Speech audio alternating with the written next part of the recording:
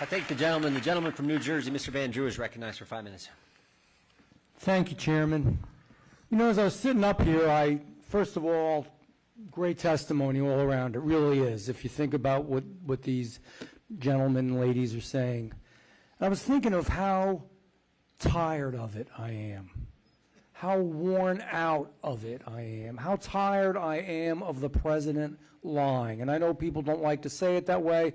I'm a little rough around the edges. I don't care. He doesn't tell the truth. I'm tired of Secretary Mayorkas, even worse, because with the president, you can kind of tell when he's lying. He gets that weird look in his face, which is most of the time.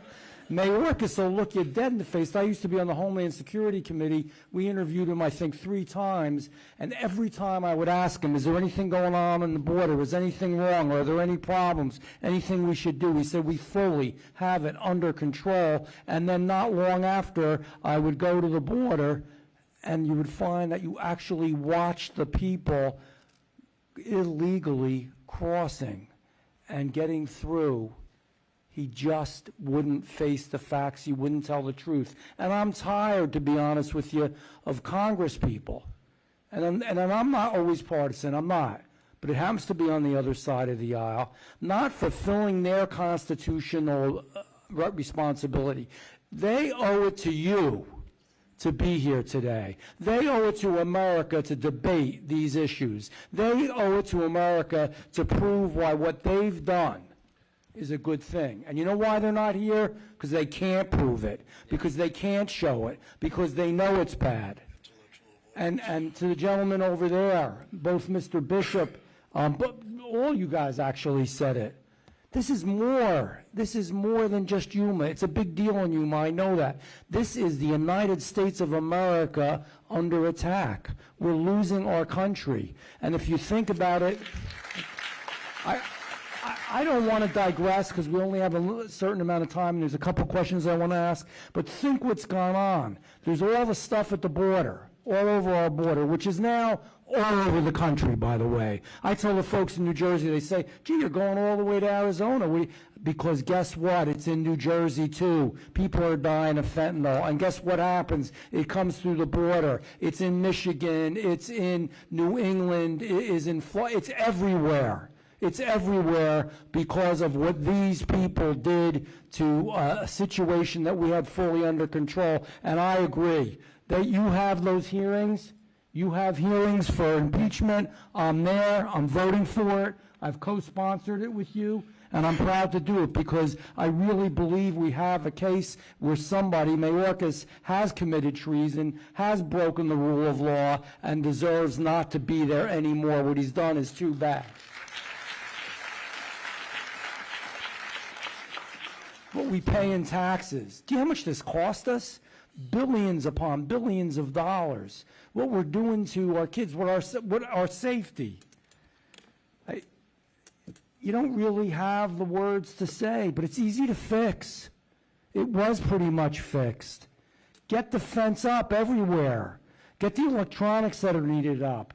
Get the Remain in Mexico policy back. Get the immediate returns of illegals that do make it through right back to where they came from. Get agreements made with Mexico, and if they don't want to listen to the agreements, you make it clear, like it's been done in the past, that you're going to be in a lot of trouble trade-wise if you don't, so you better do it. We can do this. We're the most powerful nation still. We're working at demeaning ourselves, but we are still the most powerful nation on the face of the earth. And so it's time to stop it. It's time for us to move on. It's time for us to get back. It's time for us to bring our America home. So Supervisor John Lyons, cartels, let's just real quickly just make clear. I want people to understand. They make a relationship. It's almost like a contract with the people that they get across the border, which are a lot of them. And once they get across the border, they get them fixed up to go to a particular area in the United States, and then they own them, and then they push the fentanyl on your kids and my kids, whether it's in New Jersey, New York, or Arizona. Is that correct? Yes, sir. Spreading, how do I say this? We're spreading all this throughout the area, and I know we know the answer to this, has it gotten worse in the last 2 years? It's a stupid question, but I'm going to ask it anyhow. There's no question that's stupid, right? Yeah. Just the unasked question. Mr. Van Drew, it has exceeded anything that we could have ever imagined. We've had more Exactly. than 600,000 people come through Yuma since this administration took So office. we get this administration in, they make you just do a lot of paperwork. We don't protect our people. We don't protect our Americans. Things have gotten worse. Cost to the hospital. And again, I know you said it, but I want everybody to really think about this. Is anybody helping? No. No, doctor, they're not. No, they're not. And you know what? When you go in with your maternity and your maternity patients, guess what? It's the job, and they're doing a good job, of health professionals and nurses. They have to take care of the people that are sickest first. That's just the Hippocratic Oath. They've got to take care of those people. But guess who's waiting with their children? Guess who's waiting with their families? Guess who's paying for all of it? You know the answer. Am I correct, doctor? Yes, you are. Am I correct that your nurses had to go out and buy safety seats for these people because we used so many in the last big tranche of folks that came over, and they went out and the hospital had to pay for them, and they had to go everywhere in the area to buy safety seats because they didn't have any? Is that true? Yes, that's true. Is it true that when we spoke today to the food bank, that she told us that some of the people, believe it or not, that were illegals and had come over, expressed dissatisfaction with the food? Is that true? Yes, I'm not making this stuff up. Yes, buddy. Mr. Van I'm Drew, so that's- tired and worn out of it, and so are you. We're tired of it. $26 million you're in the hole, right? Who's going to pay for that? I'm looking at you. Americans.